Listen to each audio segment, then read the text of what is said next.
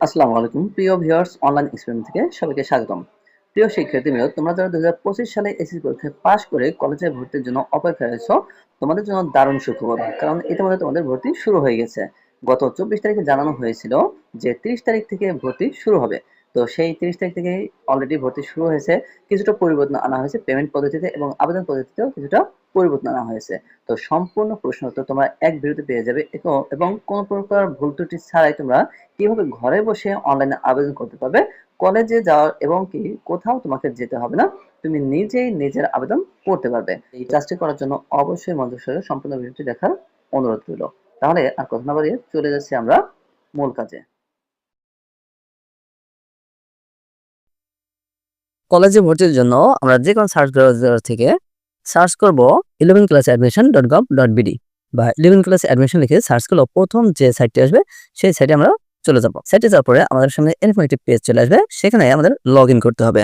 তো log in করার পর যেহেতু আমরা সাইন আপ করিনি, অর্থাৎ আমাদের ইউজার আইডি পাসওয়ার্ড জানা নেই, তাই আমাদের আগে সাইন আপ করে নিতে হবে। সাইন আপ করার জন্য অ্যাকাউন্ট তৈরি করার জন্য আমাদের রোল, বোর্ডের নাম, পাশের বছর, রেজিস্ট্রেশন নাম্বার এবং মোবাইল নাম্বারটি 2 বার করে দিয়ে কনফার্ম করে নিতে হবে। এবং একটি নোট দেওয়া রয়েছে যে সমস্ত তথ্য অবশ্যই সঠিক হতে হবে, বিশেষ করে নিজের বা ঘনিষ্ঠ কারো মোবাইল নম্বর ব্যবহার করুন। পিনকোড SMS পাঠানো হবে এবং পৌঁছাতে সর্বোচ্চ 30 মিনিট লাগতে পারে। একাধিক অ্যাকাউন্টে একই নম্বর ব্যবহার করা যাবে না। এটিতে টিক চিহ্ন দিয়ে সাইন আপ করে নিতে হবে। সাইন আপ করার পর ওই মোবাইল নম্বরে একটি পাসওয়ার্ড এবং ইউজার দিয়ে চলে যাবে, অর্থাৎ ইউজার আইডিতে রেজিস্ট্রেশন নাম্বারই থাকবে এবং একটি পাসওয়ার্ড দেওয়া হবে। তো সেই পাসওয়ার্ড লগ ইন করার পরে এরকম সকল তথ্য দেখা যাবে। তারপরে স্টুডেন্ট ড্যাশবোর্ডে চলে যেতে হবে। তো আমরা পেমেন্ট করার জন্য প্রথমে পেমেন্টের নীতিমালাগুলো দেখে নিতে পারি যে পেমেন্টের অপশনগুলো কিভাবে আমরা পেমেন্ট করতে পারবো। তো যেহেতু বিকাশের পেমেন্ট প্রক্রিয়াটি সহজ, তাই আমরা বিকাশেই পেমেন্ট করব। তো কোনো অবস্থাতেই আগে পেমেন্ট করার চেষ্টা করা যাবে না, কারণ অ্যাকাউন্ট তৈরি না হওয়া পর্যন্ত আগে পেমেন্ট করা যাবে না। প্রথমে অ্যাকাউন্ট তৈরি করে নিতে হবে, তারপর পেমেন্ট করতে হবে। এরপরেই শুধু আবেদন করা যাবে, তাছাড়া কিন্তু আবেদন করা যাবে না। আমরা এক নজর দেখে নিব যে কিভাবে পেমেন্ট করতে হবে। প্রথমে ইউজার এবং পাসওয়ার্ড দিয়ে বিকাশে লগ ইন করার পর আদার্স অপশনে গিয়ে এডুকেশন ফিতে সিলেক্ট করতে হবে। তারপর 11 ক্লাস অ্যাডমিশন সিলেক্ট করার পর তো আমরা শুরুতে এডুকেশন ফিটি প্রদান করে নিব।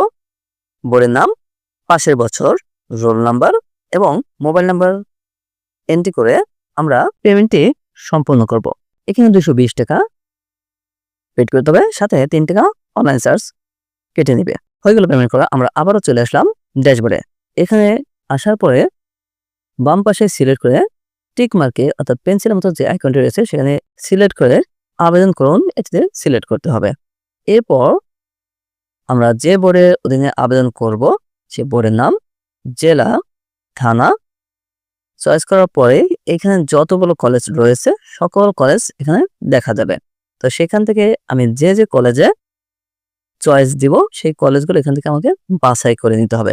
বাছাই করার পর ওখানে ক্লিক করার পরে এই কলেজের বিস্তারিত চলে আসবে, কতগুলো আসন রয়েছে এবং কোন কোন গ্রুপ এখানে রয়েছে। কোনো অবস্থাতেই ভুল গ্রুপ সিলেক্ট করা যাবে না। তুমি যদি মানবিক হয়ে থাকো তাহলে অবশ্যই হিউম্যানিটিস সিলেক্ট করবে এবং ব্যবসায়িক হলে বিজনেস স্টাডিজ সিলেক্ট করবে। এখানে প্লাস আইকনটি দেওয়া রয়েছে, প্লাস আইকন সিলেক্ট করার সাথে সাথেই এটি এন্ট্রি হয়ে যাবে, অর্থাৎ তোমার লিস্টে চলে আসবে। এইভাবে পরপর কমপক্ষে 5টি এবং সর্বোচ্চ 10টি কলেজ চয়েস দেওয়া যাবে। কলেজ চয়েস দেওয়ার পরে সম্পূর্ণ তালিকাটি যদি এখানে হয়ে যায়, এখান থেকে যে অ্যারো চিহ্নগুলো দেওয়া রয়েছে কলেজের চয়েস এখান থেকে অদল বদল করা যাবে, অর্থাৎ উপরেরটা নিচে এবং নিচেরটি উপরে দেওয়া যাবে, তাতে কোনো সমস্যা নেই। এভাবে পরপর 5টি থেকে 10টি কলেজ আমাকে সাজিয়ে নিতে হবে। সকল কলেজ চাহিদা দেওয়া হয়ে গেলে তারপর আবেদন সাবমিট করুন এই বাটনে ক্লিক করতে হবে। তবে অবশ্যই তার আগে আমরা সবগুলো তথ্য মিলিয়ে নিব, সকল কলেজগুলো যাচাই বাছাই করে নিব, কারণ পরবর্তীতে কিন্তু নাহলে সমস্যা হতে পারে। এরপর আর কোনো তথ্য এন্ট্রি করা যাবে না, শুধু কলেজগুলো আপ ডাউন করা যাবে। আবেদন সহ অবশ্যই দেখতে হবে যে যেন আমার কাঙ্ক্ষিত আবেদনটি প্রথমে আমার সিরিয়াল অনুযায়ী থাকে, অর্থাৎ আমি যে কলেজে ভর্তি হতে চাই সেটি 1 নম্বরে, তারপর যদি ওই কলেজে চান্স না পাই সেটি 2 নম্বরে এবং তারপর এভাবে পর্যায়ক্রমে অর্থাৎ পছন্দ ক্রম অনুযায়ী অবশ্যই সাজাতে হবে। এরপর আবেদন সাবমিট হয়ে গেলে পিডিএফটি ডাউনলোড করে নেব। পিডিএফ ডাউনলোড করে আমি এটি প্রিন্ট করে সংরক্ষণ করে নিতে পারি। প্রিয় শিক্ষার্থীবৃন্দ, এতক্ষণ পর্যন্ত মনোযোগ সহকারে ভিডিওটি দেখার জন্য অসংখ্য ধন্যবাদ। সবার জন্য রইল অনেক শুভকামনা। আল্লাহ হাফেজ।